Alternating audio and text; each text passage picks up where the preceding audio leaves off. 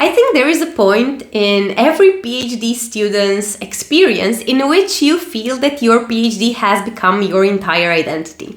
And I was discussing that phenomena just the other day with my client, and we were sort of sharing that experience of how it felt. They were explaining to me how it feels for them, and I was sharing some of my experiences and how I ensured that this doesn't happen, or at least how I recognized that it was happening and how you can sort of get out of that rabbit hole.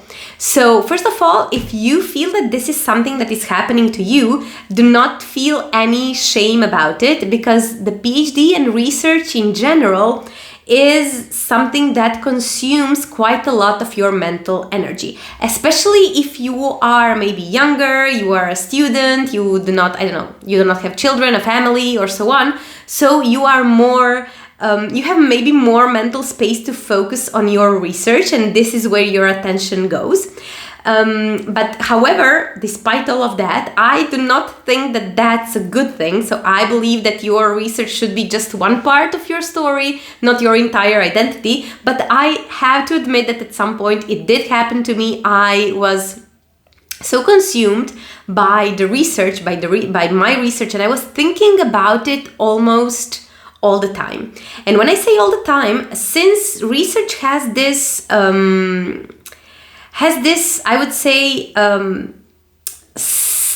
this thing in which it never feels quite done until a very, very late stage of the process, maybe a submitted thesis or a submitted paper. So you always have it somewhere in the back of your head, sort of thinking about it. So it's very easy to go down that road of making your research your entire identity, because every time you have some free time, you think about your results, your analysis, the experiments that you could perform, and so on.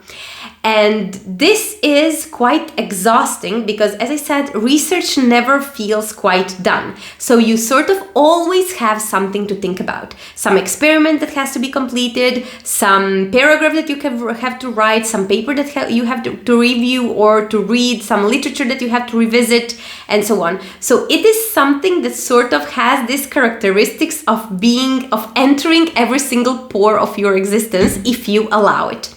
And I feel that what worked for me, and this is the same advice that I give to my clients when they share this concern with me, is that it happens when we do not close tabs. So when you leave the lab and you leave those tabs open, like your research, your model, and so on, you sort of are much more likely to continue ruminating on that while you are at home, or while you are at vacation, or while you are allegedly enjoying another experience. So what helps is really what helps compartmentalize those things is to make sure that you divide your research into very, very tangible and doable outcomes. For example, instead of saying figure out, the experiment for that, or figure out that model, or figure out the code for doing this, which is very vague and not really very specific, what you can do is make sure that your tasks that you set on your to-do list and for the day are very, very structured. For example, structure this figure, or tidy up this part of the code, or write paragraph 1 in section 1 of chapter 2, something like that. So in that way, you are sort of bringing structure to that mess that is exhausting because it is a mess.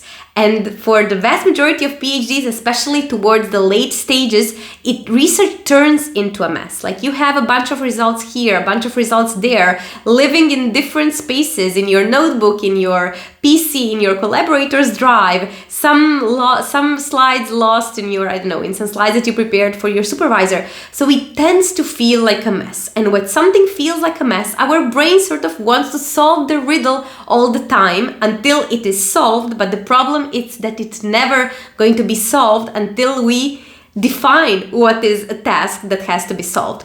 So if you are now in that situation, if you're a PhD student reaching the end of your PhD journey, really fed up, exhausted, tired, maybe abandoned by your supervisor who doesn't care about your research, and you feel that you have a bunch of mess that you sort of have to put together into a story that makes sense and that you can then submit, finish, write up, submit, and defend, I want to invite you to join a completely free intro coaching call with me. I will leave a link where you can schedule it down below in the description, where we can discuss exactly that, how to set tangible outcomes, how to provide some clarity into that chaos so that you can finally move forward with the thing without burning out meanwhile and without making it be every single part of your existence and consume every single part of your existence. So I hope that you found this video useful, and as always, see you in the next few days with another video. Bye bye.